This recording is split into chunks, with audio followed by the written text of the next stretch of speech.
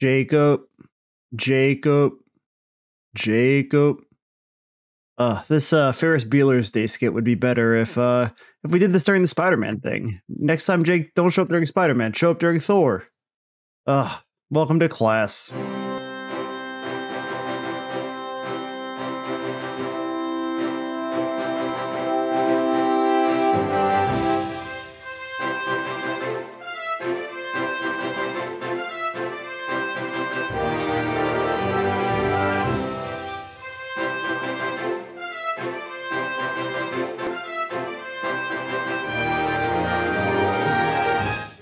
Hello and welcome to Marvel Cinematic University, where each and every week I teach Jacob something about the Marvel Cinematic Universe that he probably didn't know and probably still doesn't because he's the worst who never can even show up on time.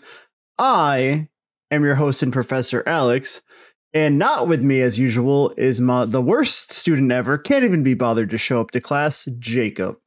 So due to some scheduling conflicts and somehow being 5 weeks ahead on getting these ready and then having so many conflicts that we have now caught up to editing a week of, turns out I had to had to do this one myself today. Jake could not make class, and you know what, I don't even feel that bad. This is one of his favorite movies. He deserves to miss this, and we're gonna do more rounds of Defenders shit. Make him deal with that. He doesn't get to miss any of those classes. I'm gonna make him suffer for this one, probably. I guess I'm guessing this is gonna be a nice short one, since no one's gonna interrupt my teachings today. So let's just get right into the info that I have for you guys. So today we are talking about Thor Ragnarok, Jake's favorite movie. He's not here. It's also my favorite movie. Out of all the MCU movies, it goes like Guardians and then Thor Ragnarok. That's where I'm putting them. Thor Ragnarok. I guess I never put the dates of these, huh? I thought I put dates on these, but I guess I just never do. I know it came out sometime in 2018. Yeah, 2018 feels right. I know it was like right before, Infinity War came out. Infinity War came out. So it must be 2017. It must be sometime in November of 2017. I'm just guessing instead of looking it up. I don't know why. But let's give you the information I usually give you. It has a budget of 180 million. Kind of a low box office for this era of Marvel, but it only had 854 million in the box office. I honestly was expecting it to be higher, considering the next one, Black Panther, is in the billion, I think, 1.3 billion or something like that. It was directed by Taika Waititi, and it stars Chris Hemsworth, Tessa Thompson, Taika Waititi, Mark Ruffalo. I realized I usually put my notes on this side. I had them over where I usually have Jake's face, so let me move my notes here. This is gonna be a lot of me rambling today, I'm guessing. Mark Ruffalo, Tom Hiddleston, Cate Blanchett, Jeff Goldblum. Those are all the people who star in this film. And it takes place pretty much right before Infinity War, considering the end of this film, they get attacked by Thanos, which is the opening to Infinity War. So it pretty much levels right there. So this part where Jake usually tells the plot of the film, but I guess that's my job today. So buckle in, because I am going to be doing this off watching this film like 3 weeks ago, since we were supposed to film this episode 3 weeks ago. And I'm sure I'm going to mess some stuff up since I don't have my little fact checker here today. Are you Thor, the god of hammers? The film starts and Thor is dangling from a cage as he, left the Avengers to go track down these gems that he had a vision of, a weird cave vision that I feel like is never addressed enough. But the cave made him see Thanos having the gauntlet and shit. So he followed his lead down here, where he's now captured by Sultar. He's dangling while Sultar is trying to tell him his evil plan. And Thor's just like, hold on, let me turn around here. Finally, he stalls him long enough to call the hammer Mjolnir, or as I like to affectionately call it, the same way. Oh God, what's the woman from New Girl, Kat Dennings' name in this? I don't remember. Darcy. Hold on. I thought that might be Jake texting me to tell me he might be able to do the podcast, and I didn't want to keep going. But it was not, alas, it was not him doing that, and I can continue this. So Darcy calls it Mew Mew, so I'm going to call it Mew Mew. Mew Mew comes to help Thor out in fighting Saltar. Does a little cool stuff to that that song. No, it's not Welcome to the Jungle. Welcome to the Jungle is the next movie. Is Love and Thunder. Which one is it? Oh my god, why am I drawing a blank on this? It's the one that Snow White sings in Shrek 2. My brain is just blanking, and we're going to keep the blanked brain on it. Anyway, Thor does the fight to that song that Snow White is singing. And Saltar's like, Ragnarok is coming, bro. You better chill. And Thor's like, well, bro, I've got your crown now, so there will be no Ragnarok. Let me just bring this little bad Larry to Asgard.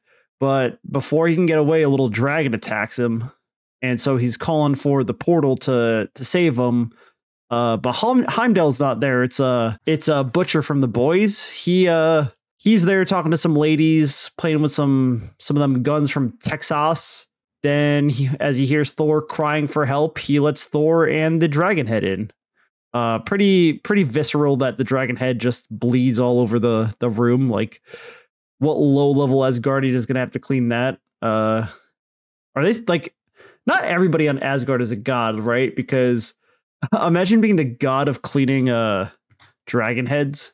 Thor's like, yo, where the hell's Heimdall? And he's like, well, Odin said Heimdall can't do this no more. So Loki goes to find Odin, but Butcher from The Boys is like, shit, I was supposed to come with you, and starts sprinting after Thor.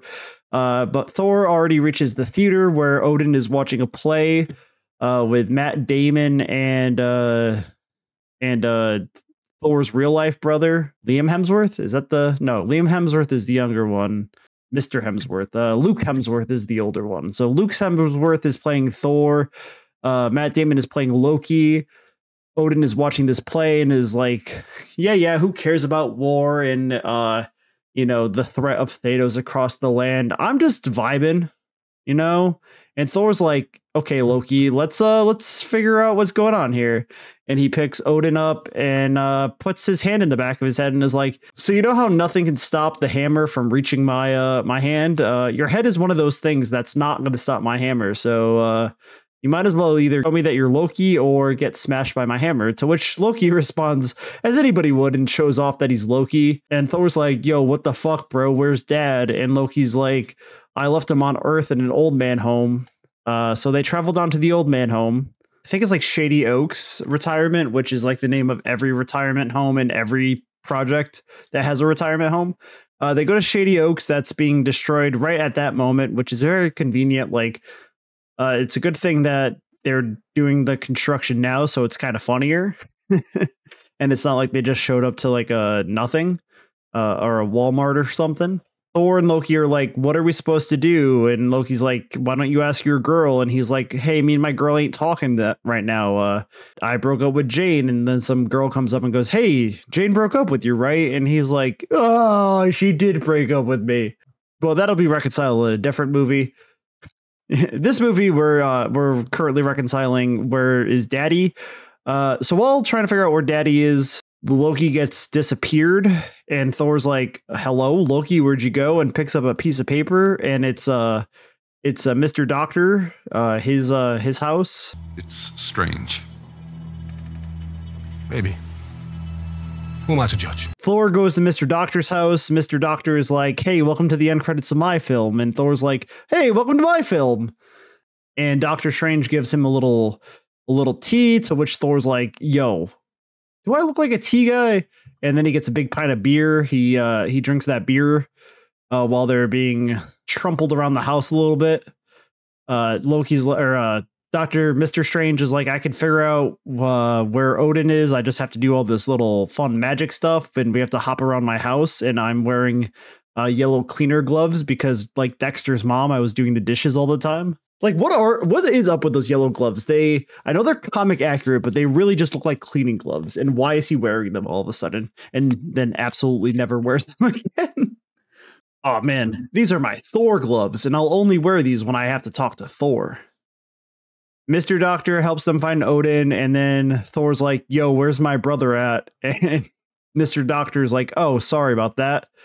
Loki comes fumbling down out of another realm where he's like, I've been falling for 30 minutes. To which nobody really cares. Then what happens? All right. Then they go to Tansgard, which we've seen multiple times in the MCU. Once where Mr. Red Skull did his Germany stuff, and also once where Odin fought some frost giants. So they go there to find Odin, who's like, "Hey, what's up? You're here for my death just in time. I chose today to be the day that I'm gonna die because I knew you guys would be here." And they're like, what? And he's like, here's some wisdom to live by. My daughter, she's gonna come kill you. Peace. And he disappears into the sky to some beautiful music. We don't get 2 seconds to sit with his death because here comes a portal from hell, and it's Hela. She's looking pretty green, pretty Loki like.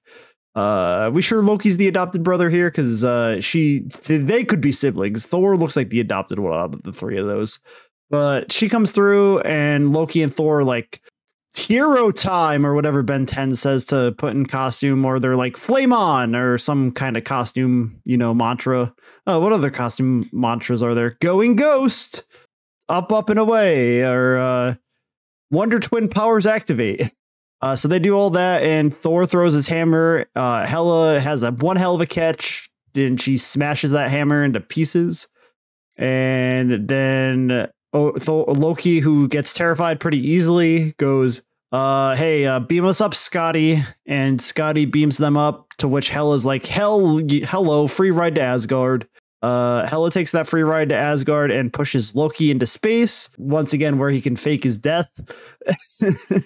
I think that's like if you're keeping count, number 4 or 5, to which Thor's like, my brother, he's dead again, and tries to fight, but then he gets thrown into space and then sucked through the devil's anus into Sakaar, where he wakes up on in some rubble, cosmic rubble, I guess is what it is. So he lands on Asgard. He lands on Sakaar, where Tessa Thompson, Valkyrie, is like, hey, this is my bounty. I found him. He is going to be good in a fight. So I will take him to the fight, guys. And she drunkenly pulls him on the ship after electrocuting him and putting a shock collar on him to deliver him to the Grand Master, all while Hela is back on Asgard doing her little scary tactics, telling everybody her grand plan, killing a bunch of Asgardians and saying, hey, I'm the rightful ruler of Asgard. I've killed the Thor guy, the Loki guy. The Odin guy kind of just died to old age. So, hey, bow to me, bitches. And then on back in where we Sakaar, Thor rides, I guess, Space Mountain is what I can compare it to, or it's a small world something. No, it's more like an Epcot ride, like the Spaceship Earth. Yeah, he's on Spaceship Earth, listening to Willy Wonka, and then he meets the Grand Master, screaming, of course, because it's terrifying. And the Grand Master's just like, hey, bro, what's up? I am in charge here. You're going to fight for me. Your brother's over there. I'm also going to melt this guy. And Thor's like, did you say my brother's over there? And he looks and he sees Loki. And Loki's like, oh, that's not my brother. I mean, it is, but we're adopted. And Loki's been here for weeks because time works differently on Sakaar. Also, a shout out to Jeff Goldblum being the best character of the MCU ever. Just kind of delivering his lines in a way that no one has ever delivered a line before. It's just masterful. Thor gets put in a jail where he talks to Ghost Loki, throws rocks at him. Korg comes over and goes, piss off, Ghost. But yeah, that's right. We were introduced to Korg. He was there because he made a bunch of flyers, and rock beats paper, or paper beats rock beats scissors, and he doesn't want to fight Meek because Meek is scissors. Oh yeah, and he's captured in the circle. It's like, it's not a real circle, it's a freaky circle. So now he has to fight. He's given a shave and a haircut, 2 bits, and Mr. Lee gives him the haircut. Something to point out here, it seems like Stan Lee probably had to give Hulk a haircut as well, so that probably wasn't fun for him. So they go into the arena. Thor's like, what kind of bad Larry am I going to be fighting here? And it turns out to be Mr. Incredible Hulk, a friend from work for Thor. But Hulk is like, I don't give a shit about this Thor guy. I'm powerful here, and I am not Mr. Banner. To which Thor's like, Hulk, let's talk this up, buddy. And he gets tossed around. Loki's pretty happy he's getting tossed around because he got tossed around by Hulk in that one movie. And it kind of seems like Thor's going to win, but the Grandmaster is not having it because Hulk is his champion and he shocks Thor so that Hulk smash his skull in. But somehow Thor survives because he's immortal. So then he goes back to prison where he talks. This is where I get confused in this film because all this part kind of blends together. That's right. So he plans a breakout with Hulk. He does the breakout. Hulk's like, my pal, after they reconcile, and follows him out because he doesn't want his friend to leave him, because he's tired of friends leaving him.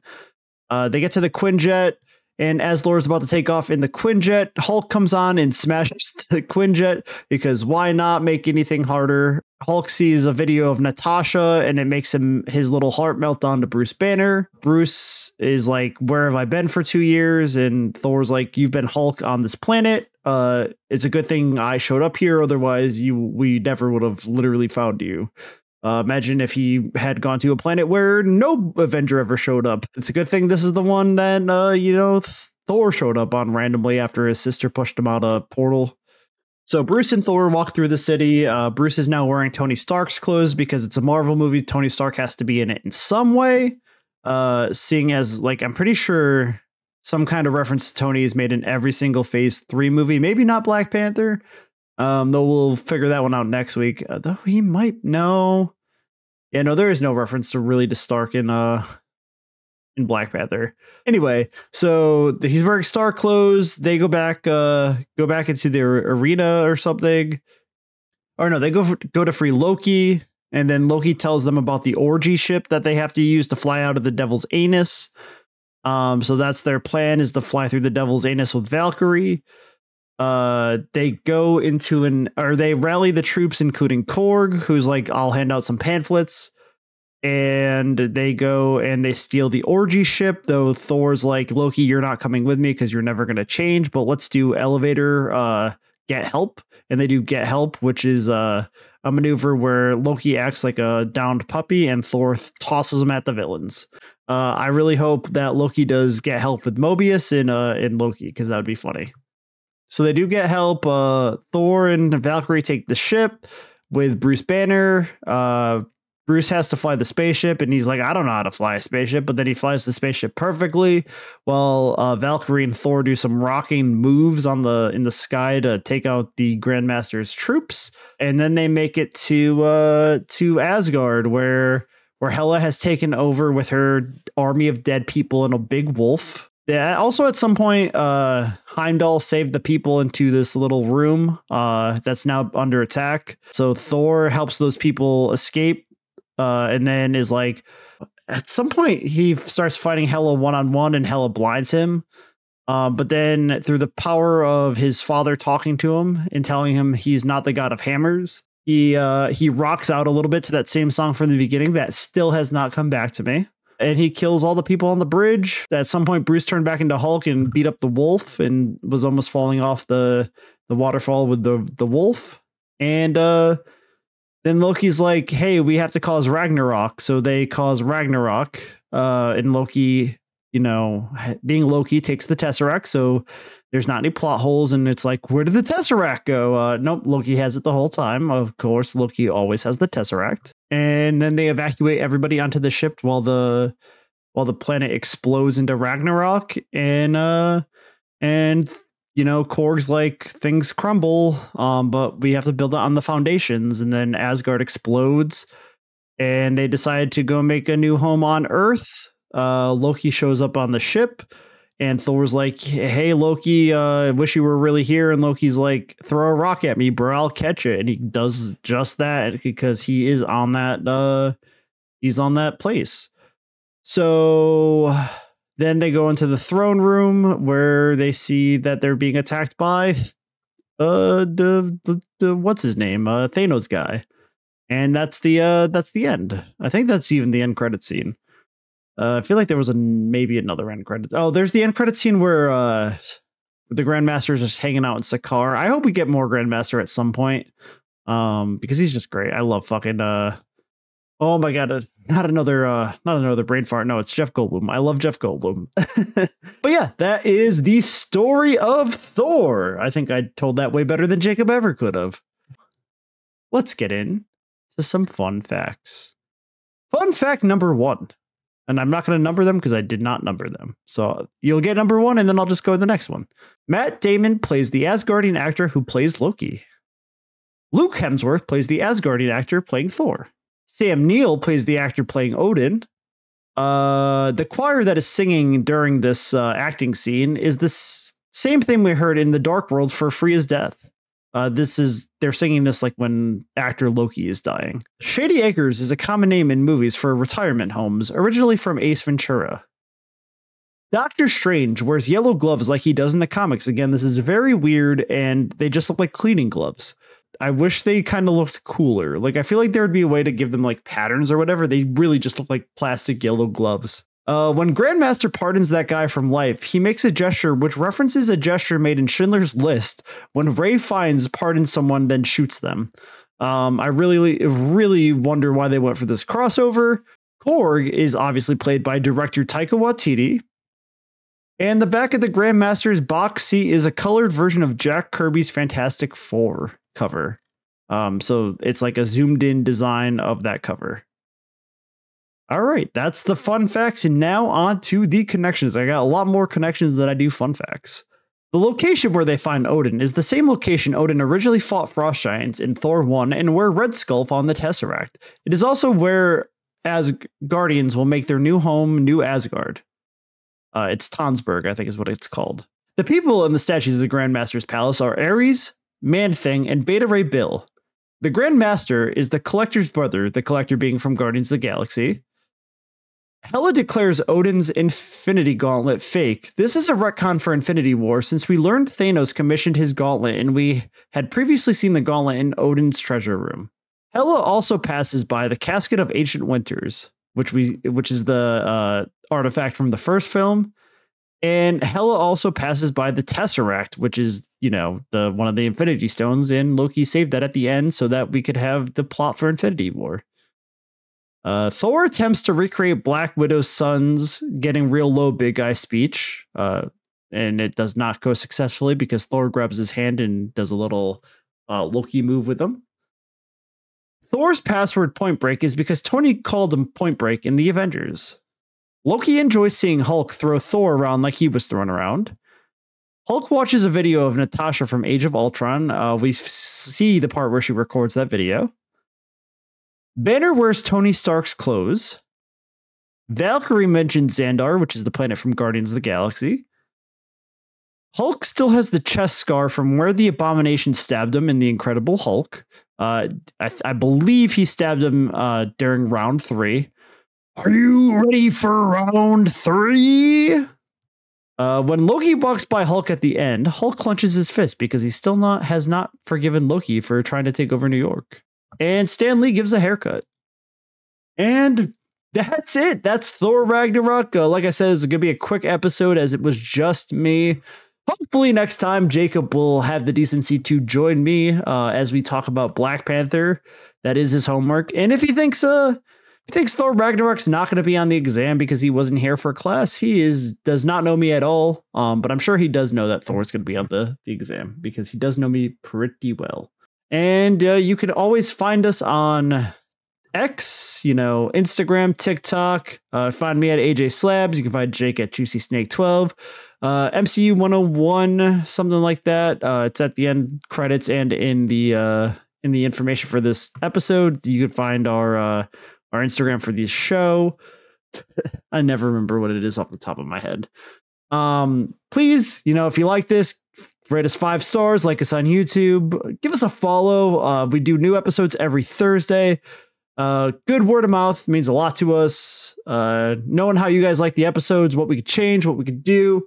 If you want, less Jake, if this episode was great for you, you guys were like, let's have less Jake, I can definitely make that happen.